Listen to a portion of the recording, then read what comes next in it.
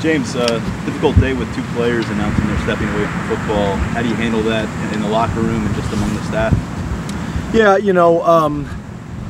I would say with those two guys, first of all, they've been class acts in every aspect of our program, and both had tremendous futures in front of them, and still have tremendous futures in front of them. It's just going to be different now for them.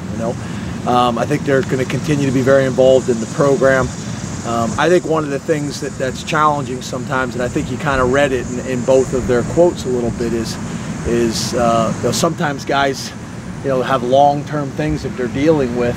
Some of them come in with them from high school and just never able to get over them. So it's challenging. It's challenging for them. It's challenging for their parents. It's challenging for us as a staff in terms of managing a roster and depth and those types of things. But most importantly, I think it's difficult. This is their dream. This is their ultimate dream. And our game, that it's going to come to an end at some point. And they got to kind of shift their vision, and they all kind of have a vision or plan in their mind of how it's going to go for them, and then it changes. So I feel really good about the support system that we have, and this isn't something that just came upon us. This is something that's been going on for a while. So we just want to support those guys and their future endeavors. Can you talk in general terms, James, about how these situations are handled? Is the medical staff involved, the parents, the kids? I mean, who all is involved in this? Yeah, it starts with obviously the kids and the medical staff and their parents. We're a lot of times the last people to know. I mean, I think we have an idea, obviously, that there's some ongoing issues because these aren't anything that just comes up overnight. So, in the back of your mind, you're hopeful that it's going to work out, but you also think, the kid's been dealing with something for a long time, and it's challenging. But it is medical and kid and parent driven, but it's tough. Obviously I got to be sensitive because I can't talk a whole lot about their medical stuff, but on the same hand, it's a tricky situation. It's a tricky situation. It's challenging. I think that the hardest part is these guys all have a vision in their mind of how this is going to play out. It just doesn't always play out that way.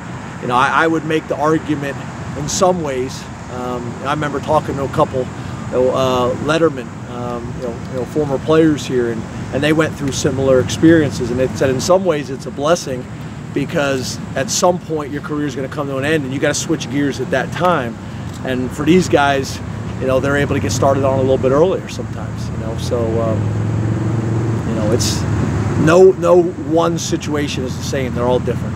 Do you think it's easier for guys to make that decision nowadays with some of the awareness about the health aspects?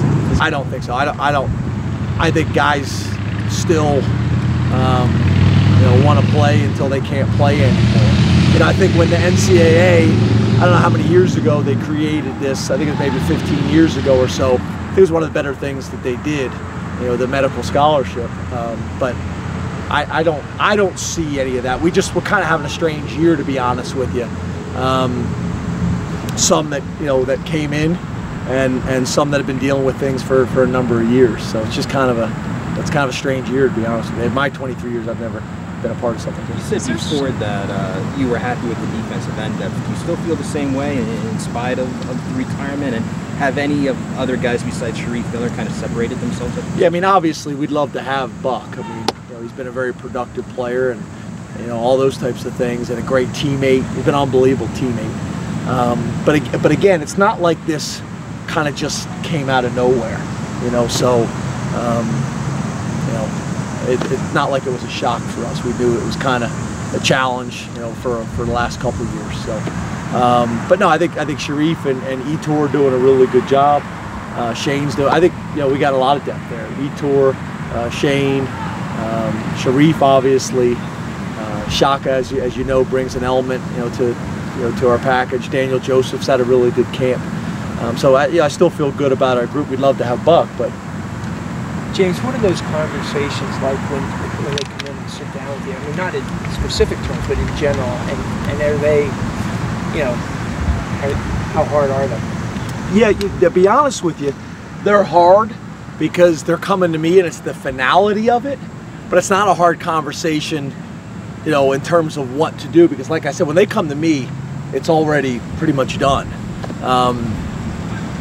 But yeah, I think the finality of it and walking into having the conversation with the head coach, and it's either me and the doctors and the young man, or a lot of times it's the parents too, you know. So you know, I think although you know it's coming and you have an awareness that this is a possibility, the finality of it is still tough. In terms of the hard situations that you guys had, do you think there's anything that could or should be done, maybe in screening procedures that maybe would alert you guys to it, or is it something that's just kind of difficult to detect? I'm not sure what you're saying, because that's what we did. We did screen for it. Right, but I mean, like, would you like to see guys get screened at younger ages in terms of high school and stuff? Yeah, I mean, I'm not an expert on what happens in high school and things like that, so I can't really speak intelligently on that, so I won't do that. It wouldn't change a thing for us. You know, we recruit these guys, and you know, when they got here, I mean, again, this is a situation that I have never been a part of before. You know, but I think in a lot of ways I look at it as a blessing, because I'd rather find out this way. You know, but no, I mean, I can't speak on what should happen in high school and things like that, because we all know there's financial, you know, aspects of it as well. And I'm not saying that's what should drive it, but I can't speak on that a whole lot. James, have you been through a situation like this before, where a program lost so many guys in such a short period of time? And is there any limit to how many medical scholarships a school is allowed? The first thing would be no. I've never been through something like this. Number two, I don't know that answer. Again, I've never been down this road, so I'm not really sure. And again, I think for you it may seem different than for us. You know, for us, we got one right now that we weren't, like, that we were kind of blindsided by. You know, obviously coming in, and then we've had other guys that we knew that there are long-term challenges and issues with, and you just don't know how it's going to play out. You're hopeful that you drag it out over a year or two, that, you know, we're going to find a way to solve some of the problems. But I've never been through something like this, and I don't have an answer for the other question. What kind of summer has Shaka had? I know he had some big gains in the weight room. And do you think his role can evolve into more than a situation? Yeah, I think so. You know, Shaka, it's funny because everybody, you know, talks about, you know, him in the pass game and questions him in the run game, because, you know, he's not the biggest guy, but Shaka's powerful. He is powerful. He plays really strong. You know, functionally, he plays the game really strong and powerful and explosive. So he plays the run game better than you think for a guy that's, you know, a little bit undersized. But obviously, you know, a few more pounds helps him. You know, helps him to have even a bigger presence there. And I also think it's going to help him in the passing game, because although he had tremendous speed rush, there's sometimes that people got their hands on him, they could kind of wash him by. So I think it's going to allow him to kind of fight pressure a little bit as well, and maybe have some counter and alternate moves. James, are you any closer to making decisions at linebacker? And if so, and secondly, who has looked good there in the last week? Yeah, I think we are closer to making some decisions at linebacker. You know, guys that I think are really making some moves right now. I think you know, I think Cam Brown looks good, really good. I think Jan Johnson looks good. I think Koa Farmer looks good. I think Jesse Luquetta's making a move. I think that semester early for him has really been beneficial. I think Jarvis is finally getting comfortable at the position and playing to his strengths. And obviously, you know, Mike is doing, you know, some pretty impressive things. So we got a good group. Did I miss anybody there? Manny Bowen. Yeah.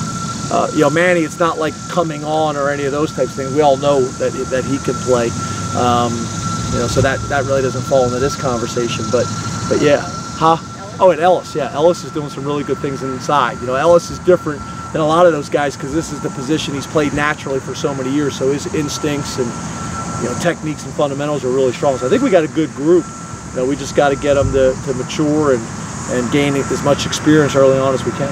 James, I don't mean this about Manning specifically, but how do you go about your philosophy on second chances, whether a guy deserves it, how they go about, you know, reaching that point?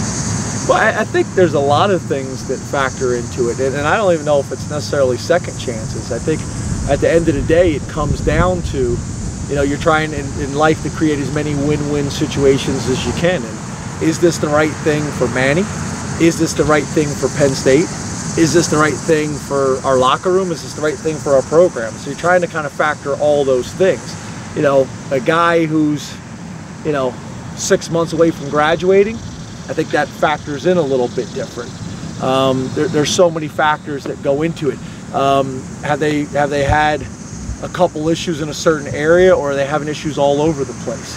Basically, I guess it's like anything else with you guys. It's does it make sense to continue investing?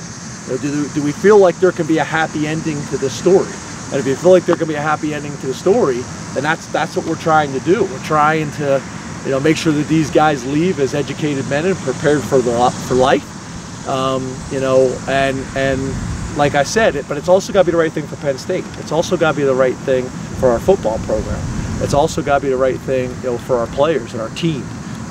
All those things have got to factor in, and I think that's kind of how we look at it. I think it's hard, probably from the outside, when you're trying to kind of predict this and make sense of it. But there's too much information for anybody else to have strong opinions. In my world, the opinions that matter are Dr. Barron and the board and Sandy Barber and Todd Kolka and Dwight Gould and our medical staff. And I try to take all that information, and then our captains, Nick and Blake and Trace, and take all that information, and our coaching staff, and take all that information and make the best decision.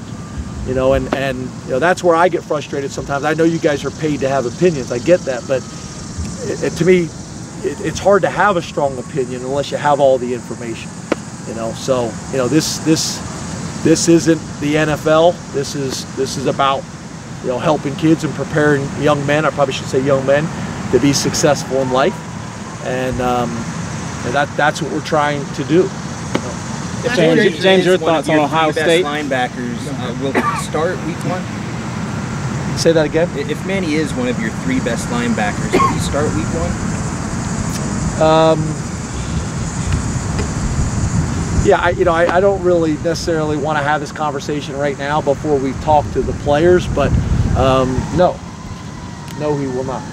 And I think that's kind of already been covered, I think, by me and Brent. But that's the other hard part. I think sometimes when you guys ask a question, you think I'm avoiding the question, but it's hard for me to answer something when we haven't decided who's starting game 1. I probably shouldn't even answer the question, but it's like, you guys ask me questions sometimes, and I want to be honest and I want to be forthright as much as I possibly can, but I also don't want to deliver a message to you guys before we've talked to the players. We haven't announced a depth chart or 2 deep, so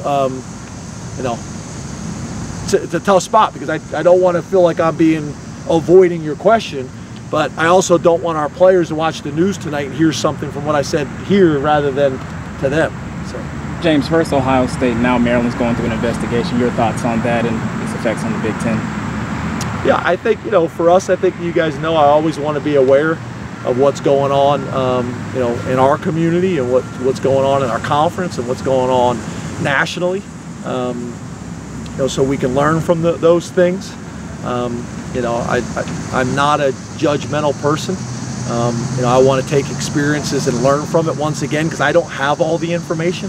So it's hard for me to judge or make opinions, but I do know, that we need to grow, and we need to learn, and we need to evolve as well. So when these things are going on at other places, it's an opportunity for us to take a step back and say, hey, where are we at with these things? What's our process? What's our policies? How do we handle different things? And again, I can't speak about what's going on in a lot of other places, but we just try every single day to be doing things the best we possibly can, but also learn from other experiences that are going on around us, whether that's in our conference with the schools you mentioned, or whether that's nationally, or whether that's things that happen on our campus. We always want to try to have discussion and dialogue around all these topics, once again, so we can do a great job representing Penn State. Thanks, Coach. Thank you. Thanks. Chris is like, get him out of here.